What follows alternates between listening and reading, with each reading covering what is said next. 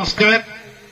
आज 24तम सर्वभारतीय किशोर नायक memorial cricket tournament रो शुभ उद्घाटन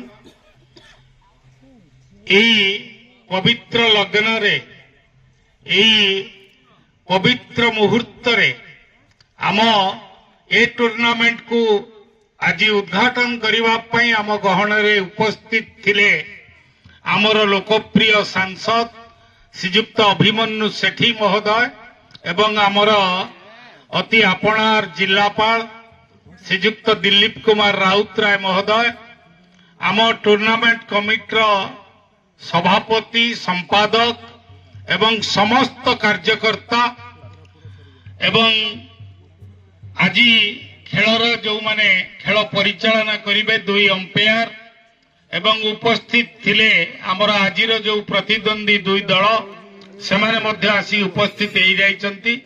खूब अल्प समय मध्य आमर खेल आरंभ होब आजिर उद्घाटन उत्सव एवं आज ए वर्ष जो सर्वभारतीय किशोर नायक मेमोरियल क्रिकेट टूर्नामेंट खूब आडंबरपूर्ण भाव आयोजन करा जाइछि।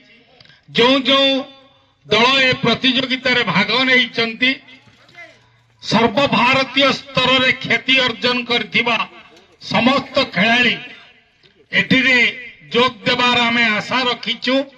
तेणु निश्चित भाव ए वर्षर खेल खूब चिताकर्षक हब भल हब खूब प्रतिद्वंदिता। ए वर्ष आम अंचल लोक माने जो माने क्रीड़ा प्रेमी दर्शक माने वर्षरे थरे अनेई थांती किशोर नायक मेमोरियल क्रिकेट टूर्नामेंट केबे हब सेमानंकर ए आशा ए स्वप्न निश्चित भाव में साकार हब। खूब भल खेल देखिबे। जो जो खेलाड़ी माने एठी जोग देबे आमे सूचना पाइछु समस्त सर्वभारतीय स्तर रे राज्य स्तर रे निजर ख्याति संपन्न खेलाड़ी माने। तेणु खेल खूब भल हब। मु आशा करी प्रभु जगन्नाथ मां तारिणी आशीर्वाद खेल खूब सुंदर भाव श्रृंखलार सहित खेल निश्चित समापन हब। सेथिपाई प्रभु जगन्नाथ को एवं मां तारिणी को मो आशीर्वाद भिक्षा करुछि टूर्नामेंट कमिटी तरफ।